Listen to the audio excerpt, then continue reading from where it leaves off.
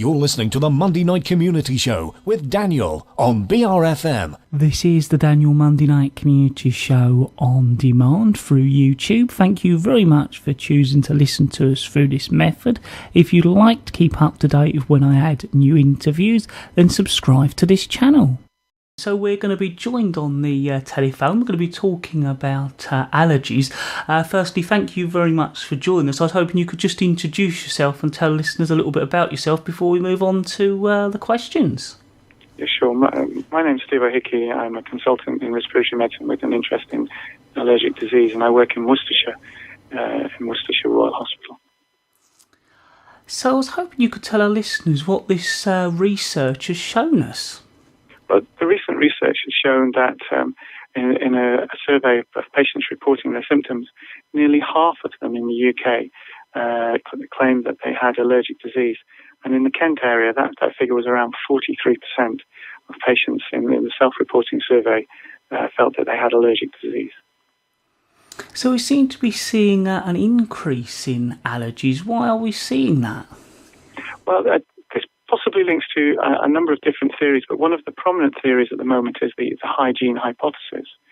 And this suggests that when we are young, our environment is much more clean than it used to be several generations ago.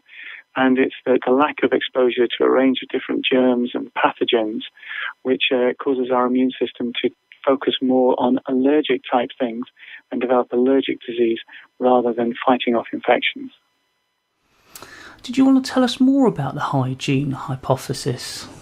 Well, there's a lot of information to suggest that as we are young, as our immune system starts to develop and mature, it can focus on different classes of different kinds of pathogens or things that it responds to. Now, if you remove lots of the things in the environment, such as germs, such as contaminants in foods, among other things, then there is some evidence to suggest that what happens is your immune system switches the way it works, and it means that you have a much higher tendency to develop allergic disease rather than not. So this is one of the explanations as to why throughout the UK, and indeed throughout the world, we are seeing increasing incidence of allergic disease, things like allergic rhinitis or hay fever, eczema, food allergies, and more severe allergic reactions like anaphylaxis as well, which can occur. Now, I suppose one of the difficult things is striking a balance between a clean home and exposure to bacteria, and how do we really strike that balance? Well, that's a very difficult one, and I think there's a difference between the specific of how clean you keep your home and the issues of society about how we sterilize things, how we use agents to clean foods and areas and such. I mean, I think, as my mother used to say, moderation in all things. So I don't think this research for one moment suggests that we should allow our homes to become dirty or anything like that.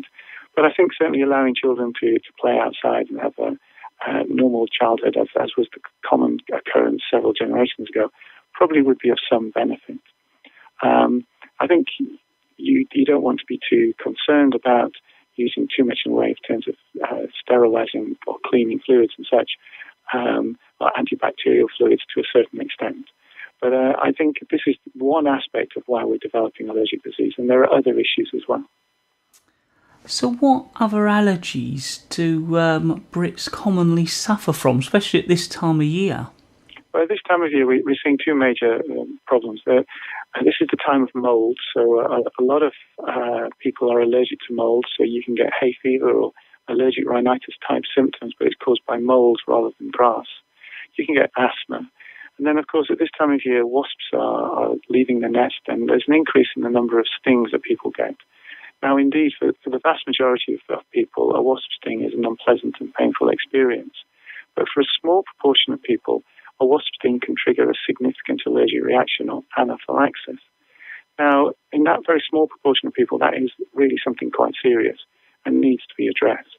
And so these patients should obviously chat with their general practitioner and should consider being referred on to specialist allergy clinics, where indeed there are different kinds of treatments that can be provided for patients with severe wasp allergies, and up to and even including what's called immunotherapy, where you can switch off the immune system, and it stops the allergic reactions occurring when patients are exposed to wasps.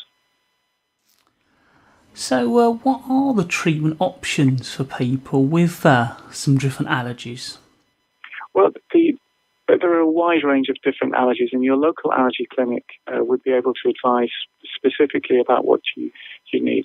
For some patients with mild allergies, simple antihistamines or sprays, either inhaler sprays or nose sprays, are all you ever need, and that's absolutely ideal. For a very small proportion of people with very severe allergies, then these patients may need desensitization, which can include injections on a regular basis in your local allergy clinic to switch off your allergic reaction to what you're allergic to.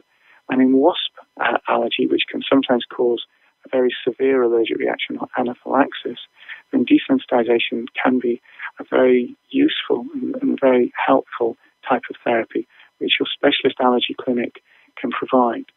Now, the specialist allergy clinics are all listed on a number of websites, and if you have worries, first thing to do would be to go and see your general practitioner.